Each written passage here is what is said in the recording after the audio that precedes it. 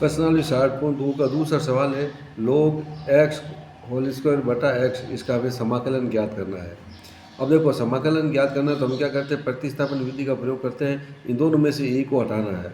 अगर x का अवकलन करेंगे तो ये log x प्राप्त होना चाहिए, log x का अवकलन करने पर x प्राप्त होना चाहिए। तो हम ये जानते हैं कि log x का अवकलन क्या होता है, 1/x होता है, यानी log x का अगर अवकलन करेंगे तो हमें x प्राप्त होगा। x का अवकलन करने पर हमारे पास log x प्राप्त नहीं होगा, ध्यान रखना आपको।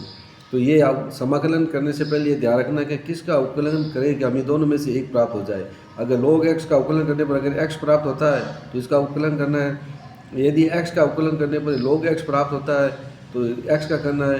अगर x का अवकलन करते हैं तो log x प्राप्त नहीं होता है तो इसका अवकलन हमें नहीं करना है, तो ध्यान रखना आपको ये।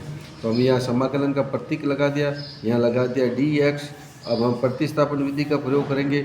सबसे पहले लिखेंगे, माना कि ये लिखेंगे log x को मान लिया हमने t।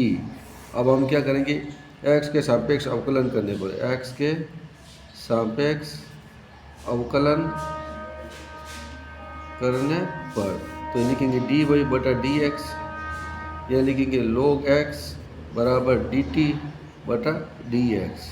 अब log x का अवकलन क्या होगा, हमारे पास 1/x होगा, तो ये लिख दिया हमने 1/x, और यह लिख दिया हमने dt बटा dx। अब आप वज्र गुणा कर लो, इसको इंटू किया तो dx आ गया, और इसको इंटू किया तो हमारे पास x dt आ गया। अब देखो प्रश्न अनुसार हमारे पास प्रश्न था समाकलन log x का होल स्क्वायर बटा x, और यहाँ लिखा dx। log x को हमने क्या माना t, तो ये लिखा हमने t, इसके ऊपर घातांक 2 है तो t के ऊपर घातांक 2 लगा दी, बटा में क्या लिखा हमारे पास x, ये लिखा x। अब देखो dx का मान क्या आया, dx का मान आया xt, तो ये लिखेंगे हम x, और यहाँ लिख दिया dt, x से x काट दिया। अब हमारे पास क्या बच गया समाकलन में, t की घात 2 dt। अब इसका फॉर्मूला लिखेंगे हम, फॉर्मूला हमारे पास क्या है, समाकलन x की घात n dx क्या हो जाएगा x, इसकी घातांक आपस में एक जोड़ देते हैं, n + 1 + c, तो यह t लिखा हमारे पास, तो यह लिख दिया हमने t। इसकी घात कितनी है 2, 2 के अंदर आप 1 जोड़ दो, और नीचे भी 2 के अंदर 1 जोड़ दो, और प्लस लगा दो c, ये प्लस c कर दिया। अब 2 ने कितने हो गए, t की घात कितनी हो गई 3/3, 2 ने 3 और प्लस c।